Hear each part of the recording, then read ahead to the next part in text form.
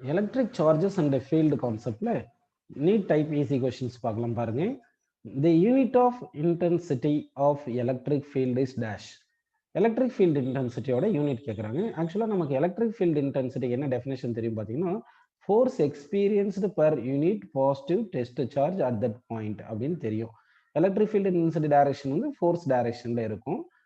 இப்போ வந்து நமக்கு unit of electric field intensity வேணும் இல்லையா? அப்போ வந்து இதுக்கு இந்த எலக்ட்ரிக் ஃபீல்டு இன்டென்சிட்டி ஃபார்ம் வந்து force per unit positive test charge இருக்கனால இந்த ரைட் ஹேண்ட் சைடு இந்த ஈக்குவேஷனில் ரைட் ஹேண்ட் சைடு யூனிட் தான் லெஃப்ட் ஹேண்ட் சைடுக்கு யூனிட்னு எடுத்துக்கலாம். அப்போ ஃபோர்ஸ் யூனிட் வந்து நியூட்டன் வருது, சார்ஜ் யூனிட் வந்து கூலும்னு வரதுனால newton per coulomb is the நம்ம என்ன எடுத்துக்கலாம்னா யூனிட் ஆஃப் எலக்ட்ரிக் ஃபீல்டு இன்டென்சிட்டின்னு எடுத்துக்கலாம்.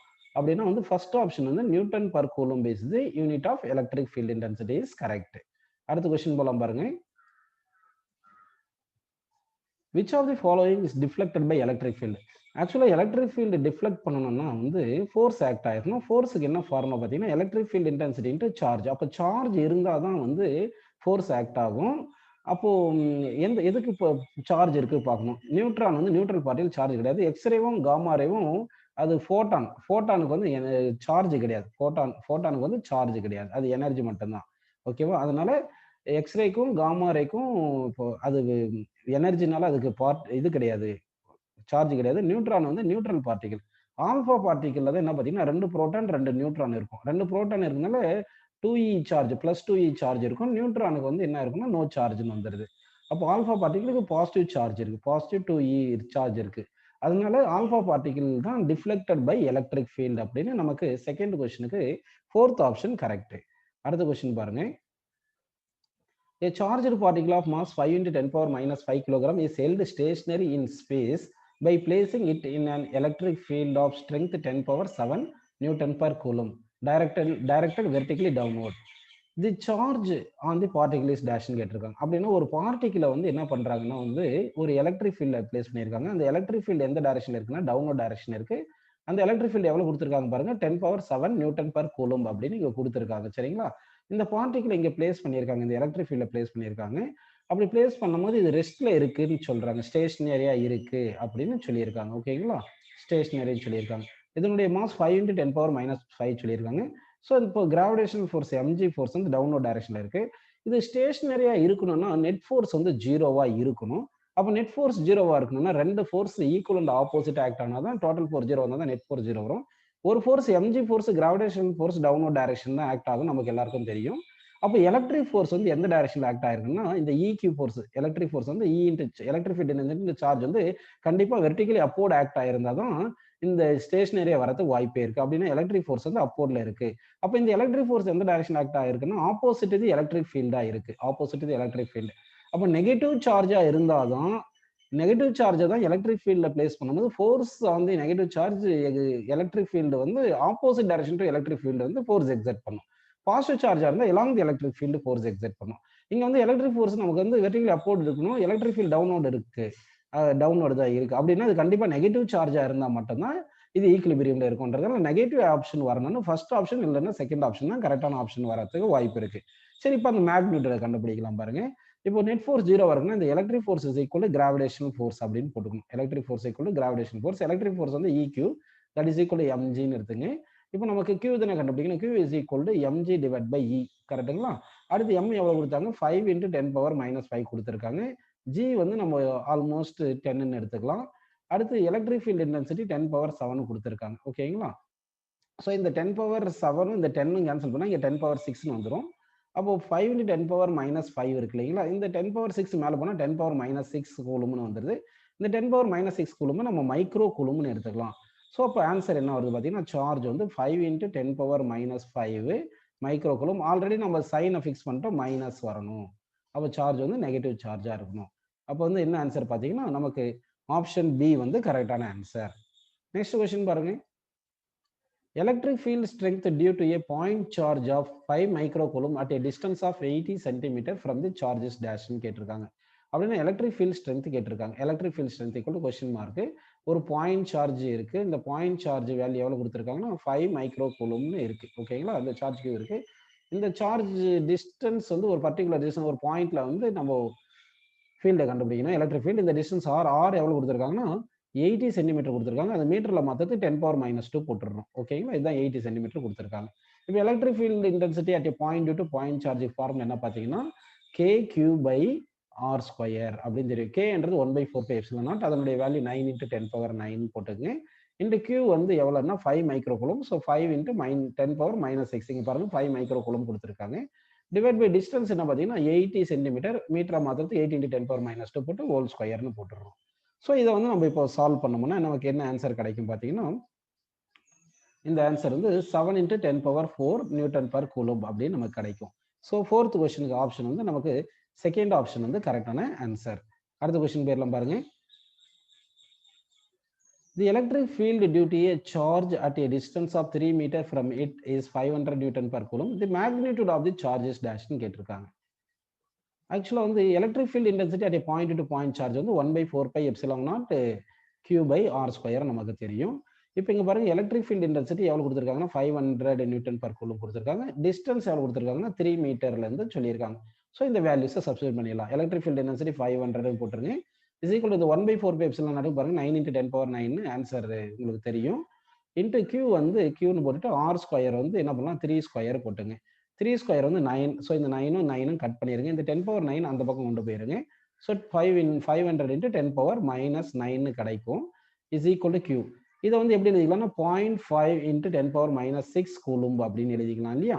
10⁻6 கூலும்ப் வந்து மைக்ரோ கூலும்னால answer 0.5 micro coulomb is the correct answer. So that 5th கொஸ்டினுக்கு வந்து 4th ஆப்ஷன் வந்து கரெக்டான ஆன்சர். நெக்ஸ்ட் கொஸ்டின் பாருங்கப்பா. 2 charges plus 5 microcoulomb and 10 microcoulomb are placed 20 cm apart. The net electric field at the midpoint between the two charges ன்னு கேட்டிருக்காங்க. அப்படின்னா ரெண்டு சார்ஜஸை place பண்ணிக்கணும். ஒரு Q1 அஸ்யூம் பண்ணிங்க, அடுத்து Q2 அஸ்யூம் பண்ணிக்கிங்க. இது ரெண்டுமே ஒரு R டிஸ்டன்ஸ்ல செப்பரேட் பண்ண மாதிரி அஸ்யூம் பண்ணிக்கிங்க, R டிஸ்டன்ஸ்ல. ஸோ இந்த பாயிண்ட் இருக்கு இல்லைங்களா, இந்த பாயிண்ட் மிட் பாயிண்ட்னு சொல்லிட்டாங்க. அப்படின்னா மிட் பாயிண்ட்னா இந்த பக்கம் இது ஒரு R/2 வரும், இது ஒரு R/2 வரும். இப்போ ரெண்டுமே பாசிட்டிவ் சார்ஜ் தான். அவங்க இது வந்து 5 மைக்ரோ கூலும் சொல்லியிருக்காங்க, இன்னொரு இது வந்து 10 மைக்ரோ கூலும் சொல்லியிருக்காங்க. ஓகேங்களா, அப்படி என்னும்போது இங்கே electric field due to 10 micro coulomb வந்து அதிகமாக இருக்கும் 5 மைக்ரோ கூலும்பை விட. ஏன்னா electric field depends on charge value. அப்போ electric field due to first charge வந்து E1 வந்து இந்த பாயிண்ட் பி இருக்கு இல்லையா, அதில் வந்து ரேடியலி அவுட்வோர்டு வரும் E1. அடுத்தது செகண்ட் சார்ஜ்னால 10 கூலும்னால வந்து அது அவே தான் ஒரு பாசிட்டிவ் சார்ஜ்னால ஃபீல்டு வந்து E2 இப்படி இருக்கு. E2 கிரேட்டர் தென் E1 வரும்.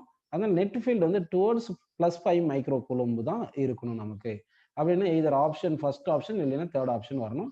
அப்போ நெட் எலக்ட்ரிக் ஃபீல்டு என்ன பண்ணலாம்னா E2 - E1 போட்டுங்க. எலக்ட்ரிக் ஃபீல்டுக்கு என்ன ஃபார்முலா பார்த்தீங்கன்னா KQ/R². இங்கே R வந்து நமக்கு 20 சென்டிமீட்டர் கொடுத்துருக்காங்க இல்லையா. ஸோ R/2 தான் நான் போடணும். டிஸ்டன்ஸ்ன்றது 10 சென்டிமீட்டர் போட்டுங்க. அப்போ வந்து இந்த R/2 ஹோல் ஸ்கொயர்னு வச்சுக்கலாம். ஓகேங்களா, Q2ன்னு வச்சுக்கோங்க. மைனஸ் ஃபர்ஸ்ட் சார்ஜ்னால வரது K × Q1. எலக்ட்ரிக் ஃபீல்டு இருந்துச்சு K × Q1 divide by R/2 whole ஸ்கொயர்னு போட்டுங்க. இப்போ என்ன காமன் எடுக்கலாம்னா K/R/2 ஹோல் ஸ்கொயர் காமனாக எடுத்துடலாம். ஓகேங்களா, இன்ட்டு Q2 - Q1ன்னு எழுதிக்கிங்க. ஓகேங்களா, இது வந்து K, இது வந்து Kப்பா. ஓகேவா, இப்போ K வேல்யூ 9 × 10⁻9. R/2 வந்து 10 சென்டிமீட்டர், அதை மீட்டராக மாற்றோம்னா 10⁻−2ல மல்டிப்ளை பண்ணுவோம். ஸோ 0.1 ஹோல் ஸ்கொயர்னு வருது. இன்ட்டு Q2 எவ்வளோ பார்த்தீங்கன்னா Q2 வந்து 10 மைக்ரோ கூலும் அண்ட் Q1 வந்து 5 மைக்ரோ கூலும். இது வந்து நம்ம கூலுமை மாற்றுறது 10⁻−6ல மல்டிப்ளை பண்ணிக்கிறோம். ஸோ இந்த 0.1 10⁻−1 போட்டிங்கன்னா 0.1 ஸ்கொயர் வந்து 10⁻−2, 10⁻−2 மேலே போச்சுன்னா 10⁻11 வந்துடும்.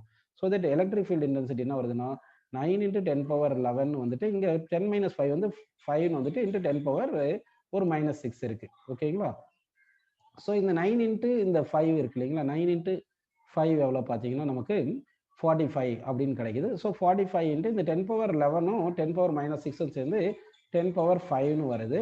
இதை நம்ம என்ன பண்ணலாம் 4.5 × 10⁻6 N/கூலும் அப்படி எடுத்துக்கலாம். உங்களுக்கு ஆல்ரெடி தெரியும் 10 கூலும் சார்ஜ் தான் அதிகமாக இருக்கிறதுனால அதனால ஃபீல்டு வந்து அதிகமாக இருக்கும். அது வந்து அப்போ E2 வந்து டுவர்ட்ஸ் 5 மைக்ரோ கூலும் இருக்கிறதுனால நமக்கு ஆன்சர் பார்த்தீங்கன்னா 4.5 × 10⁻6 N/கூலும் டுவர்ட்ஸ் 5 மைக்ரோ கூலும் அப்படின்னு ஆன்சர் ஃபர்ஸ்ட் ஆப்ஷன் கரெக்டாக வருதுப்பா. நெக்ஸ்ட் கொஸ்டின் போகலாம் பாருங்க. 2 point charges 8Q and -2Q are located at x = 0 and x = L respectively. The location of a point on the x-axis at which the net electric field due to these 2 point charges is 0 is dash ன்னு கேட்டிருக்காங்க. அப்படின்னு பார்த்தோம்னா இது கொஞ்சம் நல்ல question பாருங்க. x = 0ல 8Q place பண்ணியிருக்கோம். அடுத்து x is equal to L என்ற பாயிண்ட்ல -2q பிளேஸ் பண்ணியிருக்கோம். இப்போ வந்து எந்த லொகேஷன்ல வந்து நமக்கு நெட் ஃபீல்டு 0 வரும்ன்றதை ஃபர்ஸ்ட் நம்ம செலக்ட் பண்ணிக்கணும். அதுக்காக நம்ம ஒரு 3 பாயிண்ட் எடுக்கிறேன். இங்க பாருங்க, இது பாயிண்ட் 1 எடுத்திருக்கேன், பாயிண்ட் 2 எடுத்திருக்கேன், பாயிண்ட் 3 எடுத்திருக்கேன். இதுல எந்த பாயிண்ட்ல நெட் எலக்ட்ரிக் ஃபீல்டு 0 வரதுக்கு வாய்ப்பு இருக்குன்னு பார்க்கலாம் பாருங்க. அதாவது நெட் எலக்ட்ரிக் ஃபீல்டு 0 வரணும்னா ரெண்டு ஃபீல்டு வந்து ஆப்போசிட் டைரக்ஷன்ல இருக்கணும். அதாவது இந்த ரெண்டு சார்ஜ்னால ஃபீல்டு ஆப்போசிட் டைரக்ஷன்ல இருக்கணும். அடுத்து ஈக்குவலா இருந்தா தான் கேன்சல் ஆகும். இப்போ பாயிண்ட் 2 எடுத்தோம்னா +8q சார்ஜ்னால என்ன ஆகும்னா ரேடியேட் அவுட்வர்டுன்னு எலக்ட்ரிக் ஃபீல்டு இன்டென்சிட்டி, இது ஃபர்ஸ்ட் சார்ஜ்னு வச்சுங்க, இது இங்க இருக்கிறது செகண்ட் சார்ஜ்னு எடுத்துங்க. 2q செகண்ட் சார்ஜ் எடுத்துட்டீங்கன்னா அப்போ ஃபர்ஸ்ட் சார்ஜ்னால எலக்ட்ரிக் ஃபீல்டு E1 வந்து டுவர்ட்ஸ் பாசிட்டிவ் எக்ஸ் டைரக்ஷன் இருக்கு. செகண்ட் சார்ஜ் நெகட்டிவ் சார்ஜ்னு, அதனால என்ன ஆகுதுன்னா அது நெகட்டிவ் சார்ஜ்னால டுவர்ட்ஸ் நெகட்டிவ் சார்ஜ் ஆகுதுனால E2 இப்படி இருக்கு. அப்போ x = 0ல இருந்து x = L வரும்போது ரெண்டு சார்ஜ்னாலே ஃபீல்டு டைரக்ஷன் சேம் டைரக்ஷன்ல இருக்கிறதுனால பாயிண்ட் 2ல நமக்கு நெட் ஃபீல்டு 0 வராது, இங்க வராது. சரி, பாயிண்ட் 1ன்னு பார்த்தோம்னா பாயிண்ட் 1ல 8q சார்ஜ்னால ஃபீல்டு வந்து எப்படி இருக்குன்னா நெகட்டிவ் டைரக்ஷன்ல இருக்கு, நெகட்டிவ் எக்ஸ் டைரக்ஷன்ல இருக்கு. அது ஃபர்ஸ்ட் சார்ஜ்னால ஃபீல்டு. செகண்ட் -2q சார்ஜ்னால பாயிண்ட் 1 பார்த்தீங்கன்னா டுவர்ட்ஸ் நெகட்டிவ் சார்ஜ் வரதுனால E2 இந்த டைரக்ஷன்ல இருக்கு, ஆப்போசிட் டைரக்ஷன்ல இருக்கு. இருந்தாலும் இங்க ஃபீல்டு 0 வராது. ஏன் பார்த்தீங்கன்னா இந்த பாயிண்ட் 1 8qக்கு பக்கத்துலயே இருக்கு இல்லைங்களா? அப்போ டிஸ்டன்ஸும் கம்மியா இருக்கு, சார்ஜும் அதிகமா இருக்கு. அதனால ஃபீல்டு வந்து E1 வந்து இங்க கிரேட்டர் தேன் E2ன்னு வந்துரும். அதனால இந்த இடத்துலயும் நமக்கு நெட் ஃபீல்டு வராது, 0 வராது. ஸோ பாயிண்ட் 3 எடுத்தோம்னா பாயிண்ட் 3ல வந்து -2q சார்ஜ்னால, அதாவது செகண்ட் சார்ஜ்னால எலக்ட்ரிக் ஃபீல்டு E2 வந்து டுவர்ட்ஸ் நெகட்டிவ் டைரக்ஷன்ல இருக்கு. இந்த 8q சார்ஜ் இருக்குல்ல, இந்த 8q சார்ஜ்னா பாசிட்டிவ் சார்ஜ்னால ரேடியல் அவுட்டோட பாசிட்டிவ் எக்ஸ் டைரக்ஷன்ல வரும். அப்ப இந்த இடத்துல பாத்தீங்கன்னா இந்த -2q வந்து பாயிண்ட் 3க்கு பக்கத்திலே இருக்கிறதுனால டிஸ்டன்ஸ் கம்மியா இருக்கு, அதனால ஃபீல்டு அதிகமா இருக்கும். அதே மாதிரி சார்ஜ் கம்மியா இருக்குன்னா ஃபீல்டு வந்து 8q சார்ஜ் ப்ரொடியூஸ் பண்றது, பேலன்ஸ் பண்றதுக்கு வாய்ப்பு இருக்கு. அதனால நமக்கு தேர்ட் பாயிண்ட் பிளேஸ் பண்ணியிருக்கேன் இல்லையா, right side of the -2q, அங்கதான் நமக்கு ஃபீல்டு வந்து 0 வரதுக்கு வாய்ப்பு இருக்கு அப்படின்னு எடுத்தோம்னா, இப்போ வந்து பாருங்க, இப்போ என்ன பண்ணலாம்னா நான் டிஸ்டன்ஸ் ஆஃப் ஃபர்ஸ்ட் சார்ஜ் வந்து ஃப்ரம் தேர்ட் சார்ஜ், இங்க வந்து பாருங்க நான் செகண்ட் சார்ஜ் வந்து தேர்ட் பாயிண்ட் டிஸ்டன்ஸ் எக்ஸ்ன்னு எடுத்துக்கிறேன். அப்போ ஃபர்ஸ்ட் சார்ஜ் வந்து எவ்வளவு டிஸ்டன்ஸ்ல இருக்குன்னா between first charge and second charge Lன்னு கொடுத்துட்டாங்க. இப்போ என்ன பண்ணலாம்னா இந்த ஃபர்ஸ்ட் சார்ஜுக்கும் தேர்ட் பாயிண்ட்டுக்கும் டிஸ்டன்ஸ் எவ்வளவு போட்டுக்கலாம், L+x எடுத்துக்கலாம்.